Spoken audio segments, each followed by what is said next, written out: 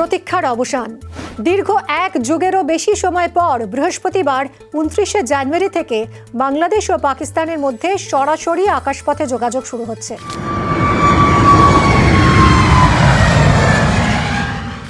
বিমান বাংলাদেশ এয়ারলাইন্স আনুষ্ঠানিকভাবে ঢাকা করাচি রুটে এই সরাসরি ফ্লাইট শুরু করছে।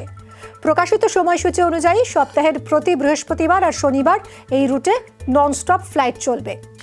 ঢাকা থেকে করাচির উদ্দেশ্যে প্রথম বিমানটি বৃহস্পতিবার রাতে। তার আগে বাংলাদেশের বিমান সংস্থা বিমান বাংলাদেশ এয়ারওয়েজ জানিয়ে দেয়, প্রথম উড়ানের সমস্ত টিকিট বিক্রি হয়ে গিয়েছে।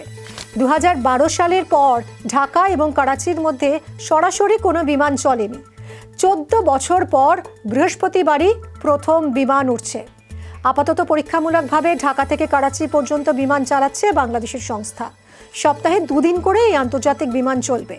ঢাকা থেকে যে বিমানটি করাচিতে যাবে সেটি আবার ফিরে আসবে। বাংলাদেশের সময় অনুযায়ী বৃহস্পতিবার রাত 8টা নাগাদ ঢাকার হযরত শাহজালাল আন্তর্জাতিক বিমানবন্দর থেকে প্রথম বিমান ছাড়বে। বৃহস্পতিবার এবং শনিবার করে বিমান যাতায়াতের সূচি নির্ধারিত হয়েছে। পাকিস্তানের সঙ্গে সরাসরি বিমান পরিষেবা চালু করতে বাংলাদেশের সংস্থাটি গত কয়েক মাস ধরে চেষ্টা চালিয়েছে। পাকিস্তান কর্তৃপক্ষের সঙ্গে একাধিকবার যোগাযোগ করা হয়েছে এবং বিমান চালানোর অনুমতি চাওয়া হয়েছে। কিছুদিন আগে পাকিস্তান থেকে সেই অনুমতি মিলেছে, আর তারপরে পরীক্ষামূলকভাবে সপ্তাহে 2 দিন উড়ানের সূচি নির্ধারিত হয়। সরাসরি বিমান না থাকায় বাংলাদেশ থেকে কেউ যদি পাকিস্তানে যেতে চাইতো এতদিন, তাহলে সংযুক্ত আরব আমিরশাহির দুবাই অথবা কাতারের দোহা হয়ে যেতে হতো। পাকিস্তান থেকেও এই একইভাবে ব্রেক জার্নি করে বাংলাদেশে আসতো বিমান। এতে যেমন সময় বেশি লাগে, তেমন খরচও বেশি হয়। ঢাকা করাচি সরাসরি বিমান চালু হওয়ায় সেই সমস্যার সমাধান হবে বলে মনে করা হচ্ছে। দুদেশের বাণিজ্যের পথ এতে আরও প্রশস্ত হবে। পরীক্ষামূলকভাবে ঢাকা করাচি বিমান চলাচলের মেয়াদ 30শে মার্চ পর্যন্ত। এই সময় রুটটিতে বিমান যাত্রার চাহিদা পর্যবেক্ষণ করা হবে।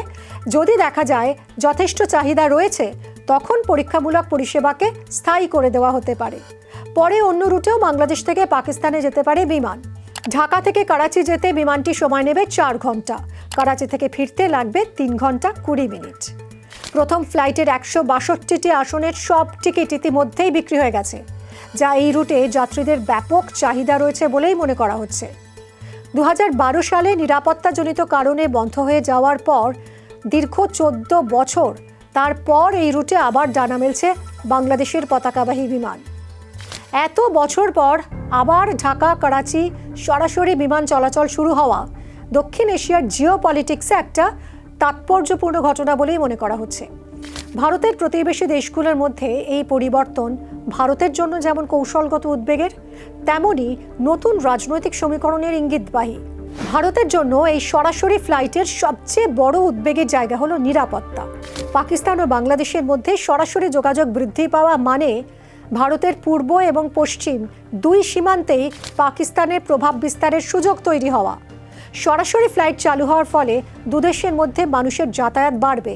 ভারতের গোয়েন্দা সংস্থাগুলোর আশঙ্কা, এর আড়ালে ভারতের উত্তর পূর্বাঞ্চলীয় রাজ্যগুলোতে বিচ্ছিন্নতাবাদী কর্মকাণ্ড বা অনুপ্রবেশের ঝুঁকি তৈরি হতে পারে। অতীতে পাকিস্তান বাংলাদেশের মাটি ব্যবহার করে ভারতের বিরুদ্ধে ছায়াযুদ্ধ চালানোর চেষ্টা করেছে। সরাসরি ফ্লাইট এই যোগাযোগকে আরও সহজ করে দিতে পারে বলে আশঙ্কা থাকছে। পাকিস্তান এবং বাংলাদেশ 2 দেশই চীনের বেল্ট অ্যান্ড রোড ইনিশিয়েটিভের অংশ। এই সরাসরি আকাশপথ সংযোগ চীনের আঞ্চলিক পরিকল্পনাকে আরও শক্তিশালী করতে পারে, যা ভারতের নেবারহুড ফার্স্ট নীতির জন্য বড় ধাক্কা। দক্ষিণ এশিয়ায় পাকিস্তান, বাংলাদেশ, তুরস্কের মতো দেশগুলোর মধ্যে একটা নতুন মেরুকরণ তৈরির চেষ্টা চলছে কিনা ভারত তা নিবিড়ভাবে পর্যবেক্ষণ করবে। আপনি কি মনে করেন, পাকিস্তান আর বাংলাদেশের এই সম্পর্ক শুধু বাণিজ্যের মধ্যেই সীমাবদ্ধ থাকবে, নাকি এর পিছনে বড় কোনো রাজনৈতিক উদ্দেশ্য থাকতে পারে? কমেন্ট করে জানান আমাদের।